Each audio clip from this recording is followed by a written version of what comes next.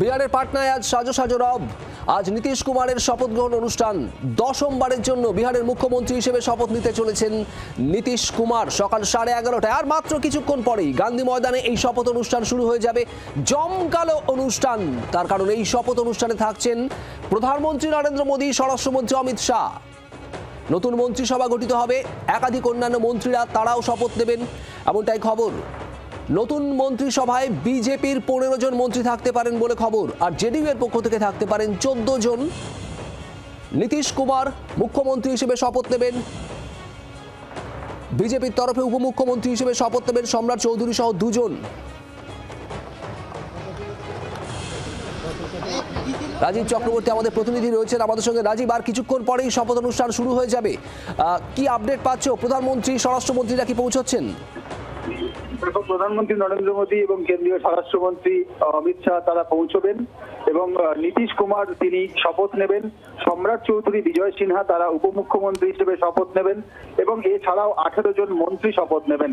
এই 18 জনের মধ্যে এনডিএর শরিক দল জেডিইউ এবং বিজেপি এবং এলজেপি, হাম সহ কয়েকটি রাজনৈতিক দল রয়েছে।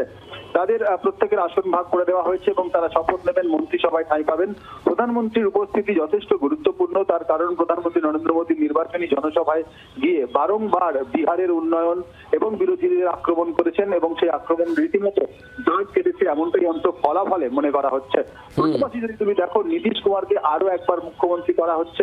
নীতিশ কুমার দশমবারের জন্য মুখ্যমন্ত্রী হিসেবে শপথ নেবেন এবং নীতিশ কুমারের দল তারা কম সংখ্যায় আসন পেলেও বিজেপি কিন্তু মুখ্যমন্ত্রীর আসনটি নীতিশ কুমারের দল জেডিইউ কে ছেড়ে দিচ্ছে, যদিও উপমুখ্যমন্ত্রী দুজনই বিজেপির থাকছেন।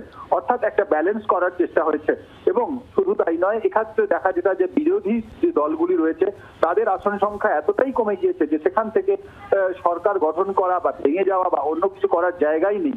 সেই জায়গায় দাঁড়িয়ে বিরোধীরা যাতে কোন রকম ভাবে এই বিষয়ে নাক গলাতে না পারে সরকারের যে সরকার গঠন, শপথ নেওয়া, মন্ত্রিসভা ইত্যাদিতে, সেই জায়গায় নিজেদের ঐক্য, এনডিএর ঐক্য ধরে রাখতেও কিন্তু বদ্ধপরিকর দেখা যাচ্ছে বিজেপি এবং জেডিইউ শীর্ষ নেতাদের। নীতিশ কুমার তিনি স্বচ্ছ ভাবমূর্তি নিয়ে চলেছেন এতদিন ধরে এবং তার একেবারে। রাজীব, তুমি সঙ্গে থাকো। আমরা ছবি দেখতে পাচ্ছি এই মুহূর্তে গান্ধী ময়দানে যোগী আদিত্যনাথ পৌঁছে গিয়েছেন, দেখতে পাওয়া যাচ্ছে কেন্দ্রীয় স্বরাষ্ট্রমন্ত্রী অমিত শাহকেও, जेपी नड्डाও রয়েছেন।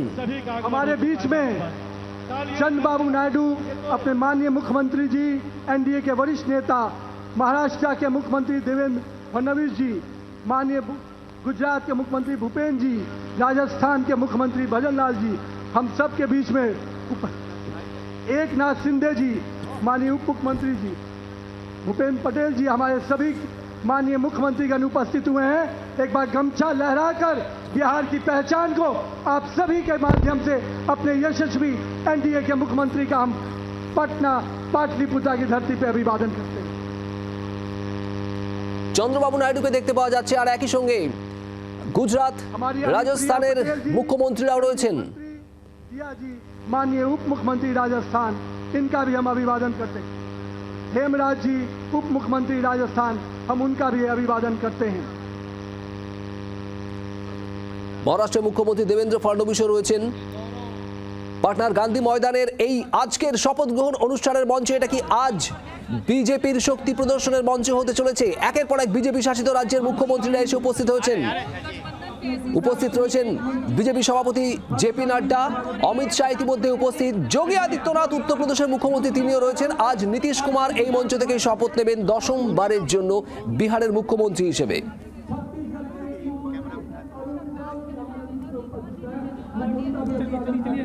আর এ নিয়ে আমরা কথা বলেছিলাম তৃণমূল নেতা সুদীপ রাহা, রাজনৈতিক বিশ্লেষক শুভময় মৈত্রের সঙ্গে, তাদের প্রতিক্রিয়া শোনাবো।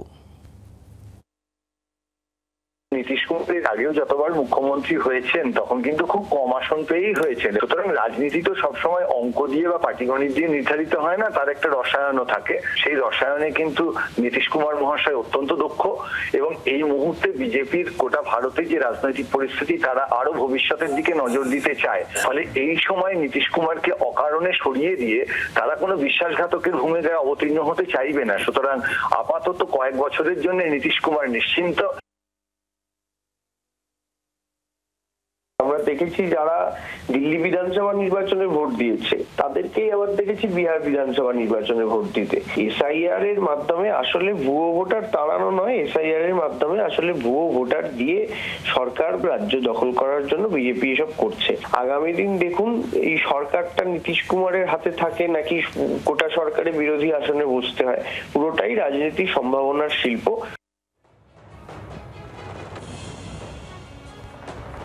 পাটনার গান্ধী ময়দানের ছবি আপনাদের দেখাচ্ছি, একেবারে সরাসরি আমরা নজর রেখেছি শপথ গ্রহণ মঞ্চ, সেই মঞ্চের ছবি আপনারা দেখছেন। চন্দ্রবাবু নাইডু, অমিত শাহ বসে আছেন পাশাপাশি। একাধিক বিজেপি শাসিত রাজ্যের, এনডিএ শাসিত রাজ্যের মুখ্যমন্ত্রীরা এসে উপস্থিত।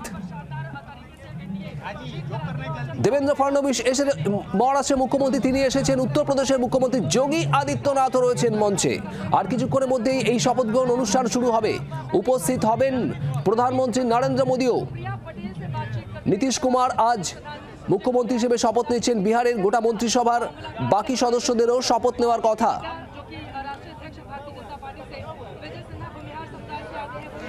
বিজেপি নেতা দেবজিৎ সরকার এই মুহূর্তে আমাদের সঙ্গে রয়েছেন টেলিফোন লাইনে। দেবজিৎ বাবু, বিহারের ছবি আমরা দেখছি, আর কিছুক্ষণ বাদই শপথ অনুষ্ঠান, সেখানে একেবারে চাঁদের হাট। সমস্ত বিজেপি শাসিত, এনডিএ শাসিত রাজ্যের মুখ্যমন্ত্রীরা তারা এসেছেন, প্রধানমন্ত্রী নরেন্দ্র মোদীও আসবেন। আর এখানেই তৃণমূল কংগ্রেসের প্রতিক্রিয়া যে এই সরকারটা কতদিন থাকে, কতদিন বাদে আবার বিরোধী আসনে বসতে হয়, সেটাই দেখার। ভোটের আগে, ভোটের সময় বা ভোটের মধ্যে কোন সংবাদ মাধ্যমের একটি সাংবাদিকের গায়ে আঁচড় পড়েনি। কোন নাগরিক যারা ভোট দিয়েছেন বিহারে তাদের কেউ চড়ও খাননি, কারো চুলের মুঠি ধরে কেউ টানেনি, খুন তো অনেক দূরের কথা। ভোট পরবর্তী হিংসা বিহারে হয়নি। আর উল্টো দিকে বিহারের ভোটের খুশিতে, জেতার খুশিতে এখানে পশ্চিমবঙ্গে বিজেপির কর্মকর্তারা তারা দুটো লাড্ডু বিলি করেছিল নিজেদের মধ্যে ডায়মন্ড হারবারে। তার জন্য তাদের মেরে মাথা পাঠিয়ে দেওয়া হয়েছে, সিট পড়েছে এবং তারা হসপিটালাইজড এখনো। এটাতেই বোঝা যায় যে পরিস্থিতি কি আছে। বিহারেও গণতন্ত্র ফিরে এলো, গণতন্ত্রের প্রতিষ্ঠা হয়েছে, শুধু গণতন্ত্র নির্মূল হয়ে গেছে।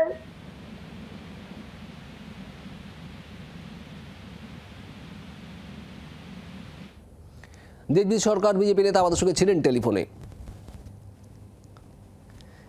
পাটনার গান্ধী ময়দানের ছবি আপনারা দেখছেন, সেখানে আজ নীতিশ কুমারের শপথ গ্রহণ অনুষ্ঠান। বিহার ভোটে ল্যান্ডস্লাইড ভিক্টরি বলা যায় একদিকে বিজেপির, অন্যদিকে জেডিইউ এর। প্রায় 90% উপরে স্ট্রাইক রেট বিজেপির। অসাধারণ ফল, 89টি আসনে বিজেপির জয়, 85টি আসনে জেডিইউ এর জয়। গতকালই নীতিশ কুমারকেই মুখ্যমন্ত্রী হিসেবে বেছে নেওয়া হয়। এনডিএ এর পরিষদীয় নেতা, জেডিইউ এর নেতা হিসেবেও ঘোষণা করা হয় নীতিশ কুমারকে। আর তারপর আজ শপথ গ্রহণ অনুষ্ঠান। মুখ্যমন্ত্রী হচ্ছেন নীতিশ কুমার, উপমুখ্যমন্ত্রী হিসেবে শপথ নেবেন বিজেপির দুজন, সম্রাট চৌধুরী সহ দুজন। অন্যান্য মন্ত্রীদেরও আজ শপথ নেওয়ার কথা। জেডিইউ থেকে 14 জন এবং বিজেপির থেকে 15 জন আজ মন্ত্রী হিসেবে শপথ নিতে পারেন।